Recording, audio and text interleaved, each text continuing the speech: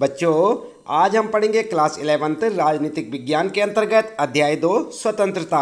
हम आपको बताएंगे बच्चों इस पाठ से संबंधित कुछ महत्वपूर्ण बिंदु यानी इम्पोर्टेंट पॉइंट्स और साथ ही साथ इस पाठ से संबंधित प्रश्नों के उत्तर भी।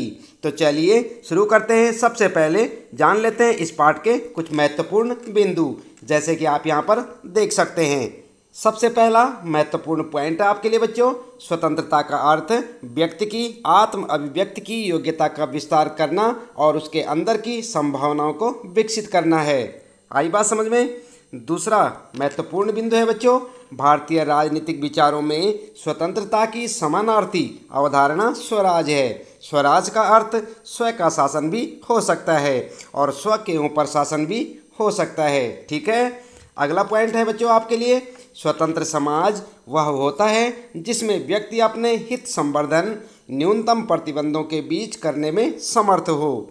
ठीक है। अगला पॉइंट आपके लिए, स्वतंत्रता को इसलिए बहुमूल्य माना जाता है क्योंकि इससे हम निर्णय और चयन कर पाते हैं। आई बात समझ में। अगला पॉइंट है बच्चों, व्यक्ति की स्वतंत्रता पर प्रतिबंध प्रभुत्व और बाहरी नियंत्रण से लग सकते हैं। ये प्रतिबंध बलपूर्वक या सरकार द्वारा ऐसे कानून की मदद से लगाए जा सकते हैं।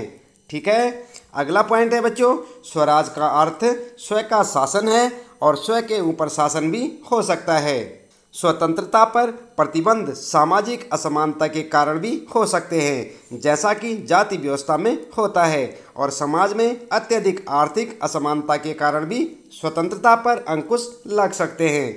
ठीक है बच्चों।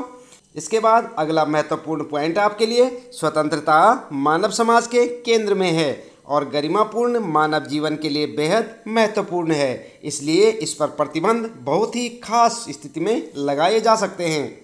ठीक है बच्चों। अगला पॉइंट है बच्चों, स्वनिर्धारित कार्य या स्वसंबद्ध कार्य। ये क्रियाएं मानव की वे क्रियाएं हैं जो केवल उसी व्यक्ति से संबंधित होती हैं जो व्यक्ति अपने काम को स्वयं करता है तथा वह दूसरों के मामले में हस्तक्षेप नहीं करता है। ठीक है।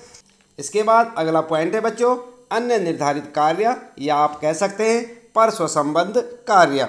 ये क्रियाएं मानव की वे क्रियाएं हैं जो केवल दूसरे व्यक्ति से संबंधित होती हैं, जो अपना काम स्वयं न करके दूसरे व्यक्ति के कार्यों में हस्तक्षेप करते हैं। ठीक है बच्चों।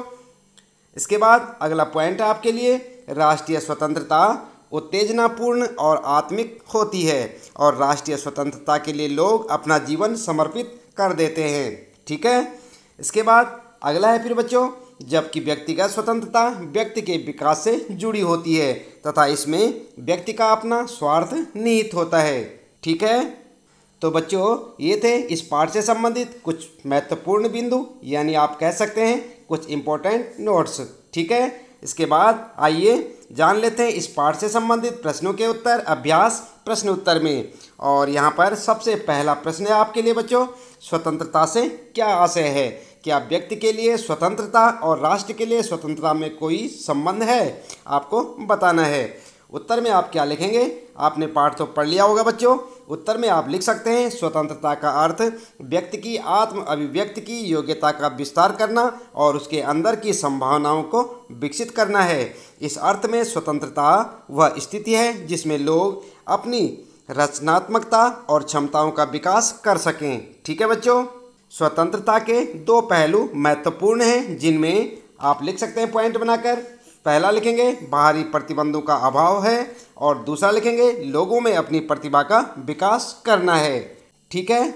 इस प्रकार से आप अपने इस पहले प्रश्न का उत्तर लिख सकते हैं बच्चों, साथ साथ याद भी करें। इसके बाद फिर आता है आपका दूसरा प्रश्न, स्वतंत्रता की नकारात्मक और सकारात्मक अवधारणा में क्या अंतर है? तो जानते हैं आप क्या अंतर है।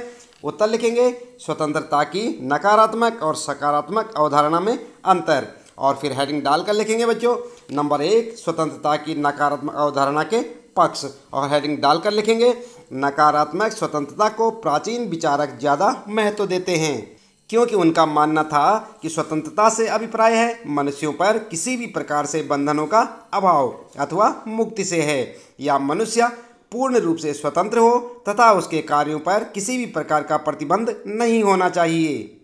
मनुष्य को अपने अनुसार कार्य करने की स्वतंत्रता होनी चाहिए। वह जीवन के प्रत्येक क्षेत्र जैसे राजनीतिक, आर्थिक, सामाजिक तथा धार्मिक रूप से स्वतंत्र होना चाहिए। व्यक्ति को अपने विवेक के अनुसार जो कुछ वह करना चाहता है उसे करने देना चाहिए। राज्य के द्वारा उस पर किसी भी प्रकार से प्रतिबंध नहीं लगाना चाहिए। जॉन लॉक, एडम स्मिथ और J.S. मिल आदि विचारक स्वतंत्रता के नकारात्मक पक्षधर थे। जॉन लॉक नकारात्मक स्वतंत्रता के प्रतिपादक माने जाते हैं। इनके अनुसार आप पॉइंट बनाकर लिख सकते हैं। पहला, स्वतंत्रता का अर्थ प्रतिबंधों का अभाव है। दूसरा पॉइंट लिखेंगे, व्यक्ति पर राज्य द्वारा कोई नियंत्रण नहीं होना चाहिए। अगला पॉइंट लिखेंगे बच्चों, तीसरा, वह सरकार सर्वोत्तम है जो कम से कम शासन करें। ठीक है। फिर लिखेंगे चौथा, संपत्ति और जीवन की स्वतंत्रता असीमित होती है।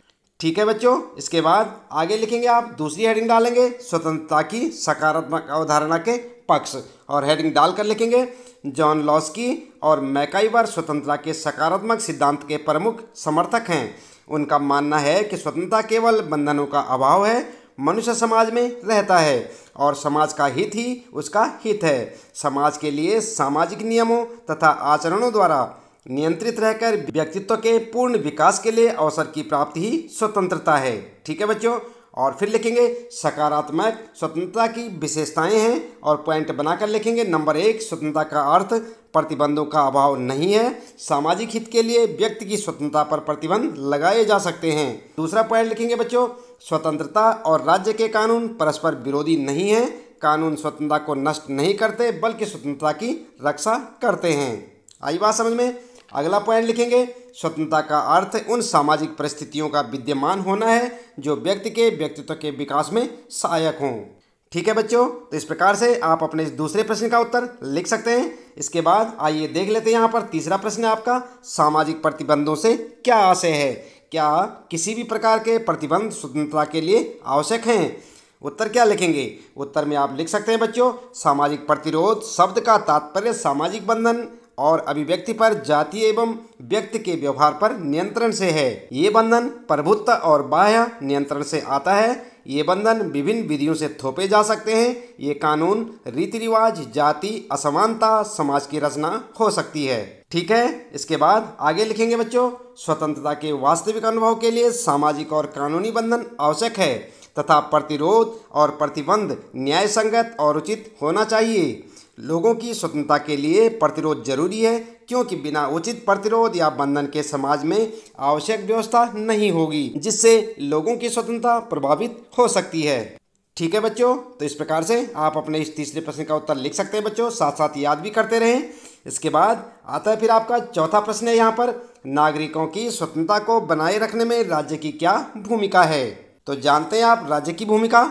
चलिए उत्तर में देख लेते हैं बच्चों। उत्तर लिखेंगे, नागरिकों की स्वतंत्रता को बनाए रखने में राज्य की भूमिका, और यहाँ पर हेडिंग डालकर लिखेंगे बच्चों, राज्य के संबंध में कई विचारकों का मानना है कि राज्य लोगों की स्वतंत्रता के बाधक हैं, इसलिए उनकी राय में राज्य के समान कोई संस्था नहीं होनी चाहिए। व्यक्तिवादियों का मानना है कि राज्य एक आवश्यक बुराई है, इसलिए वे एक पुलिस राज्य चाहते हैं जो मानव की स्वतंत्रता की रक्षा बाहरी आक्रमणों और भीतरी खतरों से कर सके।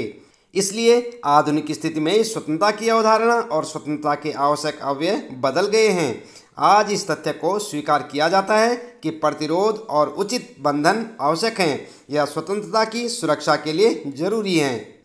इसके बाद आइए देख लेते हैं यहाँ पर फिर है आपका पांचवा प्रश्न, और इसमें पूछा है अभिव्यक्ति की स्वतंत्रता का क्या अर्थ है? आपकी राय में इस स्वतंत्रता पर समुचित प्रतिबंध क्या होंगे? उदाहरण सहित बताइए। तो आपको उत्तर में लिखना होगा बच्चों, अभिव्यक्ति की स्वतंत्रता से अभिप्राय है व्यक्ति की मौलिक आवश्यकता जो प्रजातंत्र को सफल बनाती है, तथा इसका अर्थ है कि एक पुरुष या स्त्री को स्वयं को अभिव्यक्त करने की पूर्ण स्वतंत्रता होनी चाहिए, जैसे लिखने, कार्य करने, चित्रकारी करने, बोलने या कलात्मकता करने की पूर्ण स्वतंत्रता। ठीक है। उदाहरण के लिए भारतीय संविधान में नागरिकों को अभिव्यक्ति की स्वतंत्रता का अधिकार दिया गया है, परंतु साथ ही कानून व्यवस्था, नैतिकता, शांति और राष्ट्रीय सुरक्षा को यदि नागरिक द्वारा हानि होने की आशंका की अवस्था में न्याय संगत बंधन लगाने का प्रावधान है। इस प्रकार विद्यमान परिस्थितियों में न्याय संगत प्रतिबंध लगाया जा सकता है, परंतु इस प्रतिबंध का विशेष उद्देश्य होता है और यह न्यायिक समीक्षा के योग्य हो सकता है। ठीक है, तो इस प्रकार से आप इस प्रश्न का उत्तर लिख सकते हैं बच्चों। इसके साथ ही इस पाठ से संबंधित प्रश्नों के उत्तर यहाँ पर समाप्त होते हैं। उम्मीद है कि आपको अच्छे से समझ आए होंगे। इसी प्रकार लगातार कक्षा 11 राजनीति विज्ञान के सारे पाठों के प्रश्न उत्तर जानने के लिए आप जुड़े रहें हमारे साथ।